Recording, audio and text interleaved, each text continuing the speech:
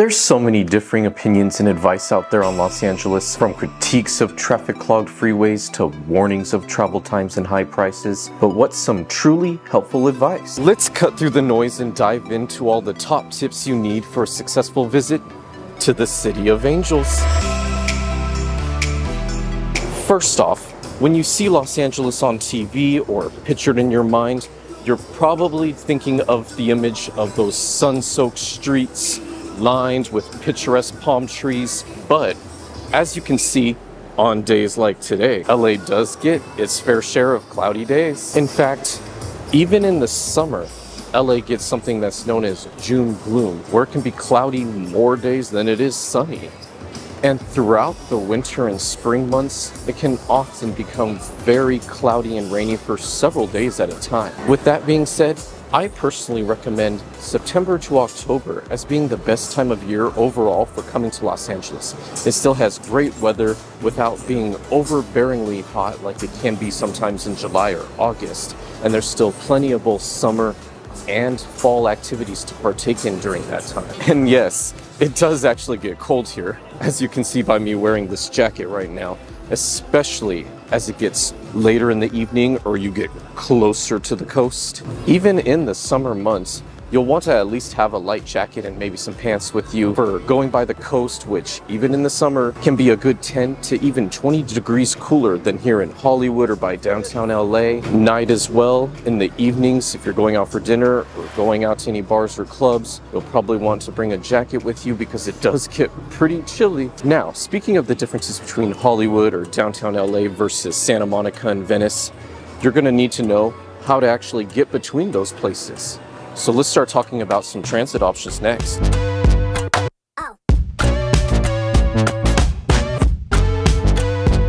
Now, one thing some people that have never been to Los Angeles before may not know is that it actually does have public transit.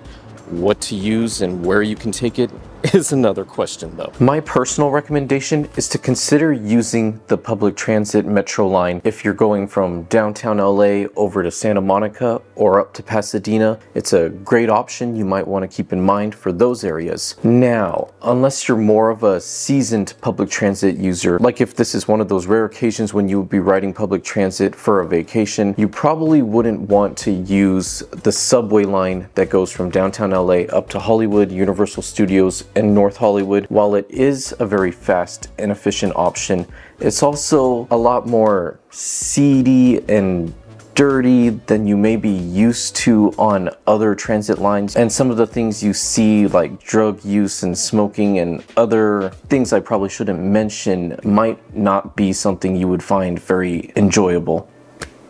And with that being said, you'll most likely want to rent yourself a car while here in Los Angeles, especially if you're trying to get to multiple different areas around here and you didn't come with a car yourself. So now let's talk about how to get around with the car. As I'm sure you've watched or read in multiple other places elsewhere, traffic really is no joke here, and you will want to plan your day around it. Trying to hit up areas that are spread far apart in one day, like Santa Monica and Griffith Observatory, is a recipe for disaster and will leave you sitting on the freeway pretty much the entire day. And LA is the land of freeways, right?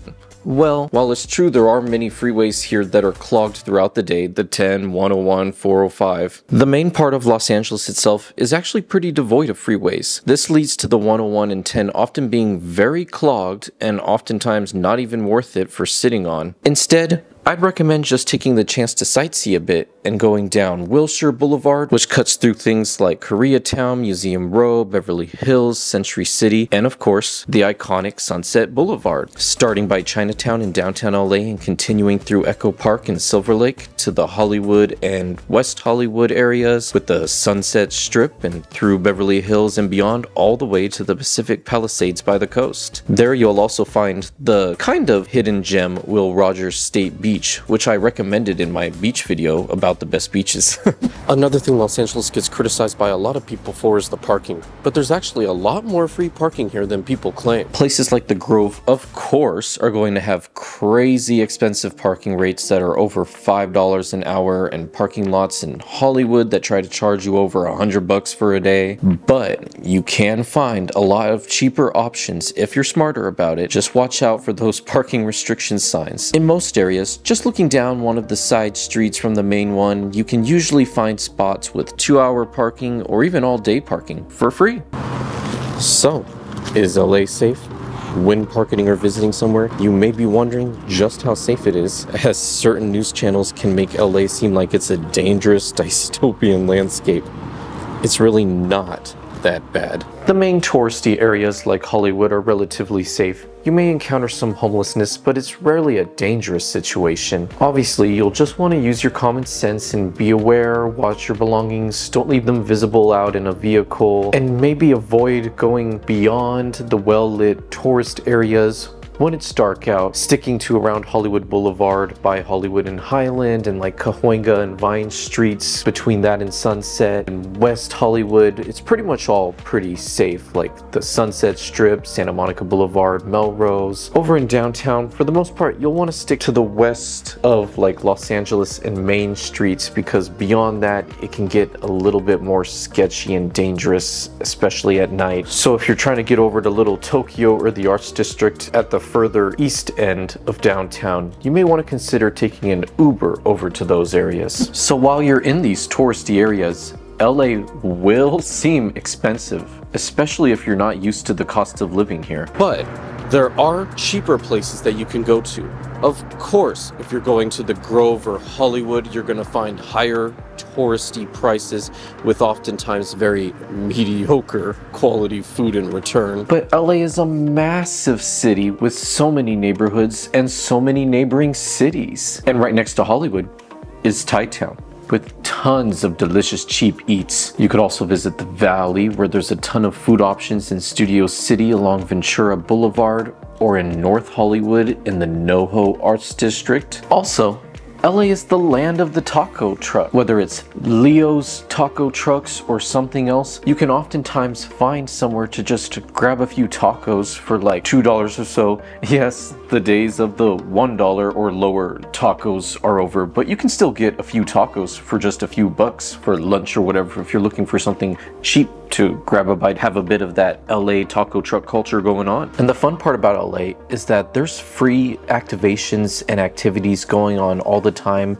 with merch and other things that you can get. This is the land of entertainment after all, and you don't have to be anyone like important or super special to get into these. Oftentimes it's just free with RSVP to attend, such as music events. This is from a SoFar that took place in Hollywood. Tons of other things that happen in downtown Hollywood, Santa Monica, all over the city all the time. The Grove oftentimes in the holidays has big free events going on with the trees and all of that. And believe it or not, there actually are parts of LA that are walkable, like right here in West Hollywood, with very spacious sidewalks and walkable streets from the iconic Sunset Strip and the nightlife on Santa Monica Boulevard, trendy restaurants and rooftop bars and the designer shops of Melrose Avenue, all of which I covered more of in my 2024 West Hollywood travel guide video if you want to see more about it after this one. The aforementioned NoHo Arts District is great for walking around and taking in the sights for a day, going to some cafes,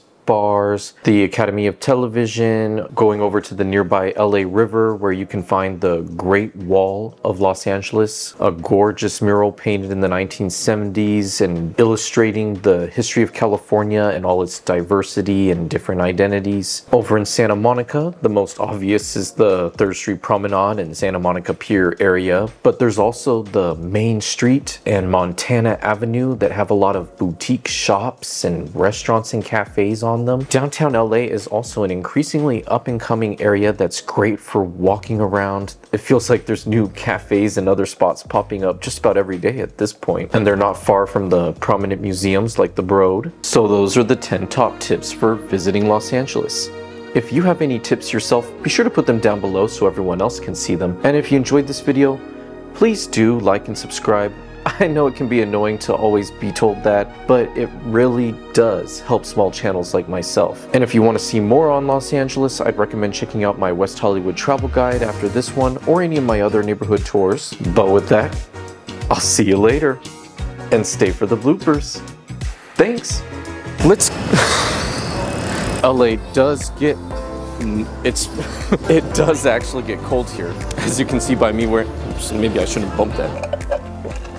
And the fun part about West Hollywood, which has very spatiable